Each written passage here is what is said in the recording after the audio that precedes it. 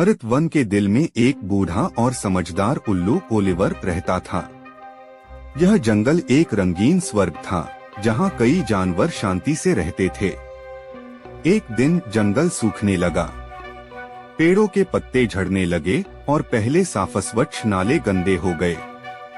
जानवर चिंतित होकर इकट्ठा हुए अपने प्रिय घर को बचाने के लिए। ओलिवर ने अपने गहरे ज्ञान से महसूस किया कि समस्या एक पुरानी छिपी हुई शाप के कारण है, जो हाल ही में एक भूल के कारण जाग उठी थी।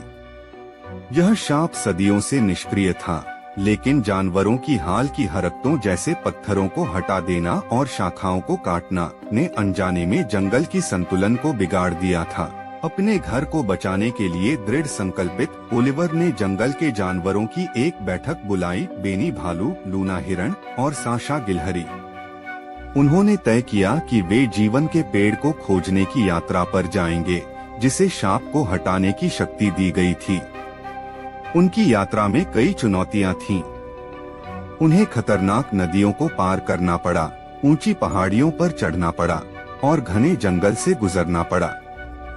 रास्ते में उन्होंने कई जीवों से मुलाकात की, जिन्हें उनकी मदद की जरूरत थी, जैसे एक फंसी हुई लोमड़ी और एक खोई हुई पक्षियों का परिवार।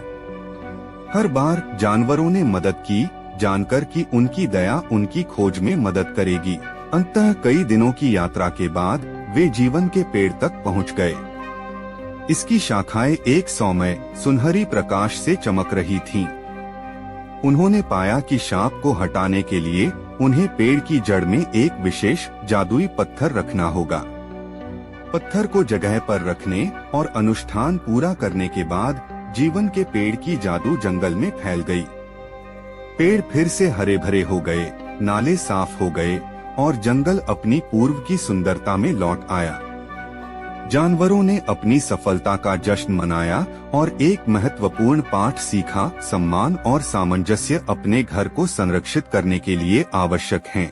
उस दिन से जानवरों ने अधिक सावधानी से जीवन जीने लगे, सुनिश्चित करते हुए कि वे अपने सुंदर जंगल का संतुलन बनाए रखें।